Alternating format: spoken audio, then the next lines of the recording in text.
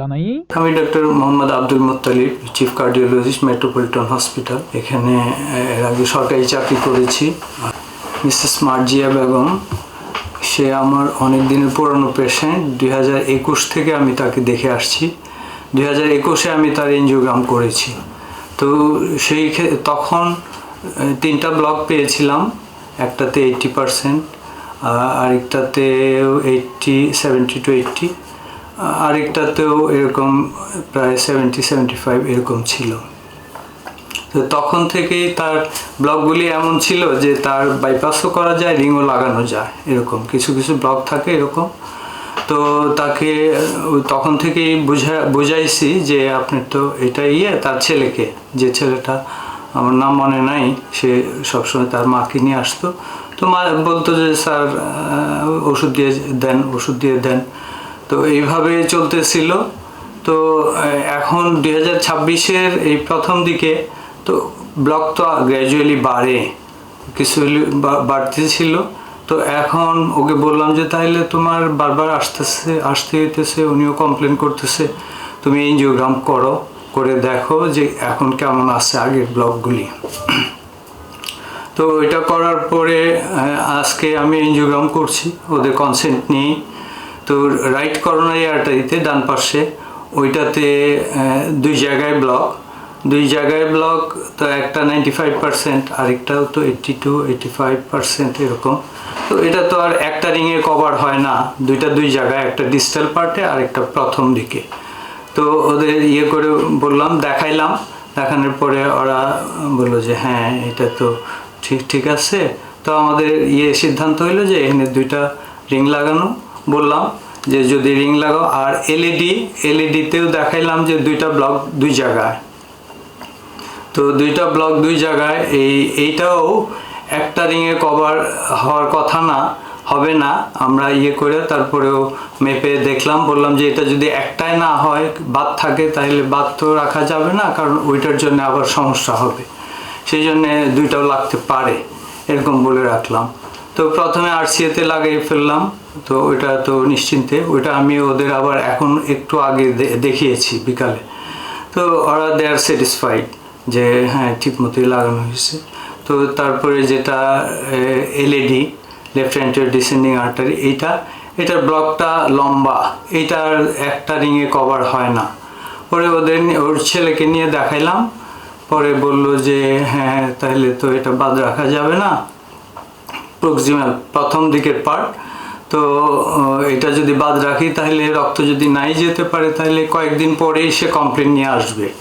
তো সেই উদ্দেশ্যে বললাম যে দেখো, তোমার তো এটা কভার না করে দিলে, এখন গেলা ভালো হয়ে থাকলা, তুমি তো আমার পুরানো রোগী, তোমার আম্মা, তো আবার কয়েকদিন পরে আসতে হবে। তো এটা যাতে না আসা লাগে, সেই জন্য তোমাকে ফ্র্যাঙ্কলি বললাম যে 2টা রিং এইখানে দিয়ে ওইটা কভার দিলে তাহলে আর হয় না, তাহলে কমপ্লিট হয়ে যায়। আর একটা এলসিএক্সে একটা ব্লক রয়ে গেল, বললাম যে এটা এই সেটিংয়ে না করে আমরা 2টা সাপোর্ট পাচ্ছি, পরে কিছুদিন পরে এটা করলেও হবে। তো ওরা ওইভাবে রাজি হয়ে গেল। রাজি হইলে তো আমরা সেফলি এটা করলাম। এটা খুব কঠিন ব্লক ছিল না, সিম্পল একটা ব্লক ছিল। ওইটা যেহেতু সিডি আমাদের আছে, কোনো কার্ডিওলজিস্ট যদি যাচাই করতে পারে এটা করতে পারবে, এখনও আছে। ওইটা চেঞ্জ করার কোনো সুযোগ নাই, নাম হিসাবে কম্পিউটারে রেকর্ড হয়ে আছে। তো আমরা 2টা সেফলি লাগাইলাম, একদম রুগী ভালো, রুগী পানি টানিও খেয়েছে। আমরা ওটি থেকে বের করে নিয়ে আসছি, ওটি মানে ক্যাথল্যাব বলে আর কি। নিয়ে আসার পরে সেও খেয়েছে, কথাবার্তা বলছে। তার বোন আসছিল একজন, বোরকা পরা, নাম জানি না, ওনার সাথে কথা বলছে, অন্য ছেলের সাথে কথা বলছে। তো ইউজুয়ালি তো রুগী তো আর এখানে রাখি না, আমরা সিসিউতে রাখি। তো সিসিউতে আমাদের ওই ওয়ার্ড বয় নিয়ে গেছে, এবং উইদাউট এনি সাপোর্ট, কোনো সাপোর্ট লাগে না। আমরা অনেক সময় প্রেশার কম থাকলে ওগুলি প্রেশার ওঠার জন্য ওষুধ দিই, তার কিচ্ছু লাগে নাই। সে মানে স্বতঃস্ফূর্ত ছিল এবং ভালো ছিল। পরে সিসিউতে নিয়ে গেলে সিসিউতে পানি টানি খাওয়াইছে। খাওয়ানোর পরে পেশেন্ট সিসিউ 10 নম্বর বেডে সে রইল। তো এইখানে দেড় ঘন্টা থাকার পরে তো সিস্টাররা, আমিও নিশ্চিন্তে আছি, আমি আমার কাজ করতেছি। আরও এরপরে অন্য একটা রুগীর আমি রিং লাগাইছি, সে বৃদ্ধ মানুষ ছিল, আরও এনজিওগ্রাম ছিল, ওগুলি করছি। করার পরে তো আমি তো পরে হঠাৎ এক সময় সিস্টার কল দিছে, ডাক্তার কল দিচ্ছে, ডাক্তার রেজা, যে স্যার রুগীটা কেমন করতেছে, একটু আসেন। পরে আমি গেলাম, তো যাই দেখি ঠিকই পেশেন্টের মনিটরে তার ওই যে হার্ট রেট কমে গেছে, অনেক সময় বন্ধ হয়ে আসে, কমে আসে। এটা হলো যে রিং লাগানোর একটা কমপ্লিকেশন, এটা যে কারো যে কোনো সময় হইতে পারে। এবং এটা এলইডিতে লাগাইলে ওই তো অনেক সময় এরকম একটা যে কোনো রোগে ইয়েরই একটা প্রসিডিউরের কমপ্লিকেশন থাকে, এটাও সেই ধরনের ভিটিভিএফ হয়, তারপরে ব্রেডিকার্ডিয়া হয়, কার্ডিয়াক অ্যারেস্ট হয়। তো এরকম এটা আমাদের ইয়েতে কার্ডিওলজিতে স্বতঃসিদ্ধ সবাই জানে। তো তাই পরে দেখলাম যে পেশেন্টের শ্বাস প্রশ্বাস নিতে কষ্ট হচ্ছে। পরে ভাবলাম যে এটা তো হবে, শ্বাস প্রশ্বাস আমাদের কৃত্রিম উপায়ে চালায় রাখতে হবে। আইসিইউতে ডক্টর ডেকে আমরা পরে আইসিইউতে নেওয়ার ব্যবস্থা করলাম। তো আইসিইউতে থাকার পরে কিছুক্ষণ থাকার পরে পেশেন্টটা আর সারভাইভ করে নাই। তার আমরা মনিটরে দেখলাম যে হার্ট বন্ধ হয়ে আসছে। তারপরে ওদের বললাম, পরে তো এটা সবাই জানে, ওদের লোকজন আসলো। কিন্তু এখানে আমার কোনো গাফিলতি ছিল না, এটা কেউ স্বীকারও করবে না। গাফিলতি থাকার প্রশ্নে ওঠে না, কারণ আমি অনেক দিন হয় এটা লাগাই। 2000 সাল থেকে আমি জাতীয় হৃদরোগে, 2012-তে চিটাং মেডিকেলে বদলি হয়ে আসছি।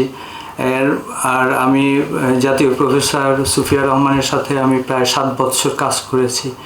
এই ধরনের ঘটনা খুব কমই হয়েছে, একটা দুইটা হয় আমি দেখেছি। এটা কমপ্লিকেশন থাকেই, এটা নতুন কিছু না। এটা কার্ডিওলজিস্টদের সাথে কথাবার্তা বললে এটা জানতে পারবেন, এবং আমার সিডি আছে, ওটা দেখলে বুঝতে পারবেন যে এইখানে কোনো গাফিলতি আছে কিনা। ঠিক আছে। রোগীকে আজকে ঠিক কয়টা রিং লাগানো হয়েছিল? স্বজনরা অভিযোগ করছে 3টার বেশি, মানে 3টার বেশি পেশেন্টের যদি প্রয়োজন পড়ে, ইমার্জেন্সি হয়। আমি একটা রিং লাগাইলাম, ওইটার মুখ কভার হইলো না, ওইটা এই শর্ট পড়ে গেল, তো ওইটা তো আমার কভার দিতে হবে, নাহলে মুখ দিয়ে যদি মানে প্রথম অংশে যদি ব্লাড না যায়, তো শেষের দিকে আমার রিং লাগাইলে লাভ কি? টোটাল কয়টা লাগানো? 4টা লাগানো হচ্ছে। আচ্ছা, রোগীর স্বজনরা অভিযোগ করছে যে এট এ টাইম 3টার বেশি লাগানো যায়। স্বজনরা তো ডাক্তার না, জানে না। এটা কোনো ডাক্তার যদি বলে যে এরকম 3টার বেশি লাগানো যায় না, তাহলে বলতে পারেন। এটা তো মন গড়া কথা বললে হবে না। প্রয়োজন পড়ছে, এর চেয়ে বেশি লাগায়, কিন্তু আমরা প্রয়োজন ছাড়া লাগাই নি। ওটার এভিডেন্স আছে, সিডি আছে, ক্যাসেট আছে, ওদের দেখাইছি। আমি বিকালেও যে ওদের দেখাইছি। আচ্ছা, রোগী মারা গেছিল কবে বা স্বজনরা কবে জানছে? স্বজনরা এটা বলছে যে রোগী ভিতরে মারাই গেছে, কিন্তু স্বজনদেরকে জানানো হয়নি। আমরা তো আইসিইউতে নিয়ে পরের দিন আসার জন্য বলা হয়েছে। না, এইগুলি বানানো কথা। এইগুলি কেন? একটা রোগী মারা গেলে পরের দিন আসতে হবে, এইটা তো আমি একজন পুরানো ডাক্তার, আমি তো এরকম বলবো না। এটা পরের দিন আসবে, এই রোগীটা থাকবে কোথায়, কি করবে? তারা বললো আপনারা ডেড বডিকে অক্সিজেন নল লাগাই রেখে জীবিত। না, আমরা আইসিইউতে নিয়ে আসছি। আইসিইউতে আর্টিফিশিয়াল ভেন্টিলেটর দিছি, রোগীকে বাঁচানোর চেষ্টা করছি। এটা অনেক সময় পেশেন্ট এই পরবর্তী চিকিৎসা স্টেপ বাই স্টেপ, এটাই আমরা ওদের আশায় বসে থাকি নাই যে ওরা টাকা পয়সার কথা বলবে বা কনসেন্ট দিবে। কনসেন্ট দিছে, ওর ছেলেকে আমি বলছি যে দেখো, এখন তার শ্বাস প্রশ্বাসের জন্যে, এটা কৃত্রিম শ্বাস প্রশ্বাসের জন্য ভেন্টিলেটর লাগবে, আমরা উপরে নিয়ে যাই। আচ্ছা, অপারেশন হয়েছিল কয়টায়, আর অপারেশন পরবর্তী রোগী কতক্ষণ বেঁচে ছিল? অপারেশনের পরবর্তী 1.5 থেকে 2 ঘন্টা বেশি ছিল। তখনই কি রোগীর এটা সঠিক? না, তখন তো সিসিউতে ছিল। সিস্টাররা ডাক দিছে খাওয়ার জন্যে। সিস্টাররা যে মাসে উঠেন, যে দুপুরে খাবার নিয়ে আসছে, দুপুরে যে আমাদের খাবার দেয়, এটা স্বজনরা দাবি করছে ওরা চ্যালেঞ্জ করছে বিধায় রোগী যে মারা গেছে ভিতরে এটা জানতে পারছে। হসপিটাল কর্তৃপক্ষ তাদেরকে ভুল ইনফরমেশন দিছে যে ভিতরে রোগী বেঁচে আছে। আমরা এটা ওদের কাছ থেকে এটাই জানতে পারছি। না, এটা আমরা ভুল ইনফরমেশন। তো ওরা জানলো কিভাবে? আজকে তো ওরকম উদ্দেশ্য থাকলে তো জানতেই পারতো না। ওরা যেটা বলে যে কালকে জানাবো। আমরা যদি এখন এই আইসিইউতে আইসিইউটা তো একটু রেস্ট্রিক্টেড, পরিষ্কার পরিচ্ছন্ন, সব রোগী যায়, মানে সব মানুষই যেতে দেয় না। ছেলেকে নিয়ে আমরা দেখাইছি, দেখাই নেই যে এটা তো কথা না, কারণ তার মা দেখার তো রাইট আছে। এটা কি রোগীর ছেলে বা স্বজনরা আপনাদেরকে চ্যালেঞ্জ জানানোর পরেই কি দেখাইতে বাধ্য হয়েছে? চ্যালেঞ্জ জানাবে কেন? এটা তো মানবিক কারণেই দেখাইতে হবে। না, তারা এটা বললো তারা নিজ থেকে অনেকটা জোর জবরদস্তি করেই জিনিসটা জানছে বা জেনে নিছে। না না, এটা না। হসপিটাল কর্তৃপক্ষ নাকি আমরা স্বতঃস্ফূর্ত ভাবে জানাইছি। আমি তো নিয়ে আসছি ওই পেশেন্টের এই ছেলেকে নিয়ে এসে কাছে দাঁড়ায় দেখাইছি। কিন্তু রোগী ছেলে বলেন বা তার বোনের ছেলে বলেন, যারা যারা আসছে ওদের বক্তব্য তো ভিন্ন। এটা আত্মপক্ষ সমর্থনের জন্য এরকম বলছে, কিন্তু এটা তো কথা না। কথা হলো যে রুগীটা, ওদের কথা হলো মারা গেল কেন, এটার তো এক্সপ্লেনেশন আল্লাহ ছাড়া কেউ দিতে পারবে না। রুগী তো, কোনো ডাক্তার চায় না যে তার রুগী খারাপ হোক, মারা যাক, এটা তো চায় না। কিন্তু ওরা বলে যে রিং লাগাইছেন, ঠিক মতো হয়েছে, ঠিক মতো রিং লাগাইছেন, তো এই রুগী তো মারা যাওয়ার কথা না। আচ্ছা, ওদের ভিডিও ফুটেজ আপনার ধারণ করা কিছু বক্তব্যতে দেখলাম যে আপনি মানে নিজের ভুল স্বীকার করছেন। ভুল স্বীকার কি? আমি বলছি যে আমি যদি সঠিকভাবে না লাগিয়ে থাকি, এটা বিচার আল্লাহ করবে। এটা ভুল স্বীকারের কি আছে? আমার তো তার প্রতি কোনো হিংসা ছিল না, বিদ্বেষ ছিল না। তো তারপরেও ওরা বলতেছে যে এটা 4টা রিং লাগাইছেন কেন? 4টা রিং প্রয়োজন পড়ছে সেই জন্য। আপনিও কি মনে করেন কিনা এটাতে ভুল ছিল কিনা? না, কখনো না।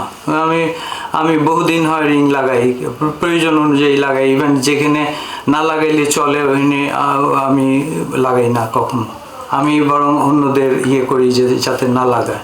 এরকম কি? কারণ আমার মা আছে যে এই সিচুয়েশনে রোগীকে এইভাবে লাগালে বা এতটা লাগালে রোগী ফিরে আসছে বা